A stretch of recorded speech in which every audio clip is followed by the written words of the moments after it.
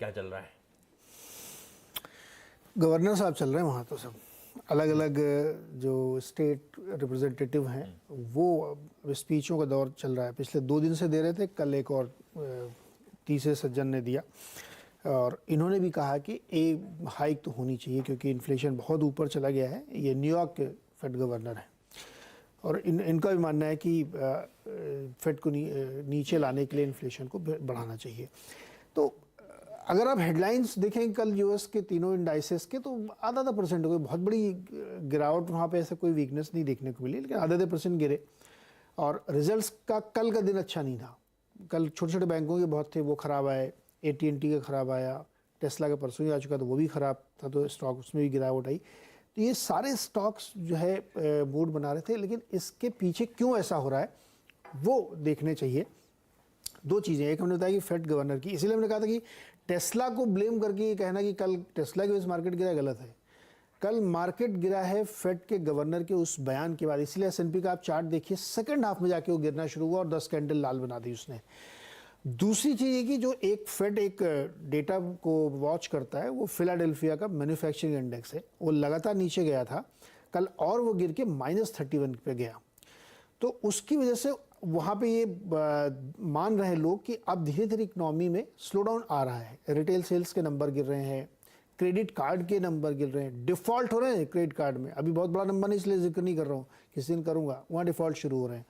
तो अब उन लोगों को लग रहा है कि ये जो भारी ब्याज दर बढ़ा रखा है इन्होंने, इसकी मार पड़ रही है। और यही कारण था कि कल मार्केट में फिर लोअर लेवल पे लोगों ने और बेचा और उनको लगता है कि अब शायद मार्केट यहाँ से और गिरेगा। तो ये कारण है।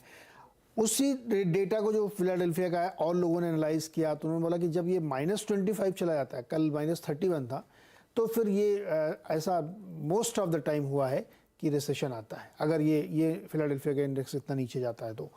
और एक बात और इसी के इंटरप्रिटेशन से जुड़ी लोगों ने कही कि अब ऐसा आज तक हुआ नहीं यूएस में कि मंदी में जाने से पहले बॉटम बने। अब ये एक बहुत ही अजीब सा सेंटेंस यूज़ किया कि जब तक वो जाएगा नहीं तब तक बॉटम बनेगा नहीं। तो अगर अब इसको मैं कोरिलेट करूं कि जब हम कल जिक्र कर रहे थे कल और परसों में कि ग्लोबल फंड मैनेजर का सर्वे और ग्लोबल CIO का सर्वे जो CNBC और बैंक ऑफ अमेरिका ने किया था, तो उसमें सबने कहा था कि S&P 3500 तक आना चाहिए। तो क्या ये सब उसी कड़ियों को, उसी डॉट्स को जोड़ना है क्या? तो इसलिए मैं कहता हूं कि इंडेक्स देख के आपको शायद नहीं लगेगा, लेकिन ये अंदर की चीज़ें जो आपको बताना ज़रूरी है कि वहाँ पे ये अब चल रहा है और सारे फेड के लोग ये मान रहे हैं कि एक नहीं 2 हाइक अब ऑलमोस्ट कंफर्म मान के चलिए आप। तो शायद मार्केट इसी वजह से कल दुखी था। इसलिए यूएस के मार्केट को अगर आप देखेंगे तो संकेत नेगेटिव है। संकेत नेगेटिव। गवर्नर की स्पीच भी वही बात हाईलाइट कर रही थी, हॉकिशनेस का तड़का था जो बाजार कुछ हद तक इस हफ्ते सल्क कर रहा था, जिसको लेकर आज भी लीजा कोक नाम की गवर्नर साहिबा की स्पीच शाम को, ये सब मंडे को कुछ निकलेगा उस स्पीच तो नहीं रही जिससे उसमें बट ऑब्वियस बातचीत हो रही होगी, लेकिन ये गवर्नर्स की स्पीचेस थोड़ा सा मूड बिगाड़ रही हैं।